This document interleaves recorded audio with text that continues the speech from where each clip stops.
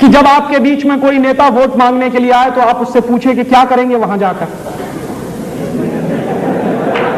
पूछिए उनसे कि क्या करेंगे वहां जाकर, तो वो आपको दो ही जवाब देंगे। पहला जवाब देंगे कि वहां जाकर हम नीतियां बनाएंगे, और दूसरा जवाब देंगे कि वहां जाकर कानून बनाएंगे। तो उनसे कहिए कि नीतियां आप बनाएंगे कि वर्ल्ड बैंक IMF बनाएगा। अब तो नीतियां यहां नहीं बनती हैं, वर्ल्ड बैंक और IMF के ऑफिस में बनती हैं, गेट के ऑफिस में बनती हैं, WTO के ऑफिस में बनती हैं, और वहां से नीतियां बनकर आती हैं, भारत सरकार उनको लागू करती है। और कई बार तो आपकी संसद से पूछा भी नहीं जाता और वो नीतियां लागू हो जाती हैं इस देश में। जैसे उदाहरण दूं आपको, ये जो आपके देश में पिछले कई महीनों से रुपए का अवमूल्यन हो रहा है, आप पूछिए ये नीति कब बनाई गई संसद में। हमारे लिए इतना महत्वपूर्ण विषय है कि हमारे रुपए का दाम गिर रहा है लगातार। 1991 के साल में $1 में 18 रुपया था। वैल्यूएशन हुआ है आपकी मुद्रा का।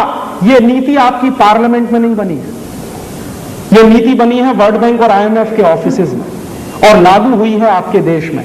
तो जब नीतियां वहां बनती हैं और लागू होती हैं, तो ये नेता जब कहते हैं कि हम वहां नीतियां बनाने के लिए जा रहे हैं, तो ये आपको बेवकूफ बना रहे हैं। इनमें से अब किसी के पास नीति बनाने की शक्ति नहीं है, क्षमता नहीं है। नीतियां तो कहीं और से बनती है। तो फिर वो कहेंगे कि हम कानून बनाने के लिए जाते हैं। तो पूरी ईमानदारी से पूछिए किसी भी खासदार से कि आपने कभी किसी कानून की ड्राफ्टिंग की है? माने कानून जो बनता है उसकी जो भाषा होती है उसको कहते हैं ड्राफ्टिंग। तो पूछे किसी खासदार से कि आपने कभी किसी कानून की ड्राफ्टिंग की है?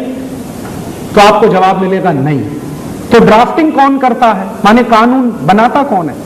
कानून बनाते हैं ICS officers, secretaries. Joint secretary level के जितने अधिकारी हैं वो कानून की ड्राफ्टिंग करते हैं। तो हमारे नेता क्या करते हैं? वो जो ड्राफ्टिंग होकर आती है उस पर बहस करते हैं, बस इससे ज्यादा कुछ नहीं करते।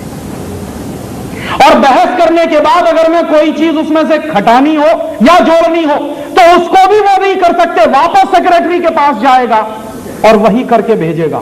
तो इतने हाथ अगर कटे हुए हैं आपके, तो क्यों जा रहे हैं वहां पर? क्या मतलब है आपके वहां जाने का? और पिछले 50 साल से अगर संसद अपना यह नियम नहीं बदल पाई कि ड्राफ्टिंग इस देश में वो लोग करेंगे जो जनता के प्रतिनिधि हैं, तो आजादी का मतलब क्या है? ये तो अंग्रेजों के जमाने में होता था। ICS ऑफिसर कानून की ड्राफ्टिंग करते थे अंग्रेजों के जमाने में। और क्यों करते थे अंग्रेजों के जमाने में? क्योंकि ICS ऑफिसर की जो ड्राफ्टिंग होती है वो कभी किसी को समझ में नहीं आती, इसलिए वो बनाया करते थे। आज भी वही होता। और दुर्भाग्य से मैं आपको बताऊं कि इसमें हंसिएगा मत, हिंदुस्तान की संसद में बैठने वाले अधिकांश और बहुतांश लोग समझते नहीं कि वो कानून क्या है जिस पर वो बहस कर रहे हैं। डॉक्टर भीमराव अंबेडकर ने कहा था कि इस संविधान से भारत के किसी नागरिक का भला नहीं होने वाला। क्यों नहीं होने वाला? क्योंकि जल्दी जल्दी में बनाया गया ये संविधान है। और उन्होंने बहुत बेबसी से ये कहा था कि मेरे पास कोई चारा नहीं था, इतने कम समय में संविधान बनाना था और अंग्रेजों की तरफ से हमको ये गवर्नमेंट ऑफ इंडिया रूल या गवर्नमेंट ऑफ इंडिया एक्ट का ड्राफ्ट दिया गया था। आधार उसको बनाकर और दुनिया के दूसरे देशों के संविधानों में से कुछ चीजें निकालकर ये भारत का संविधान तैयार हो गया। ये भारत के लोगों द्वारा तैयार नहीं किया गया, एक तरह से अंग्रेजों के बनाए गए कानून पर आधारित है। तो परिणाम क्या हुआ? वो संविधान बनने के और लागू होने के पिछले 60 सालों में ही 94 से ज्यादा उसमें संशोधन हो गए। माने संविधान अब ओरिजिनल रहा कहां? 60 साल में 94 संशोधन, 60 इयर्स और 94 अमेंडमेंट्स। इसका माने हर साल में लगभग 1.5 से 2 संशोधन उसमें हुए।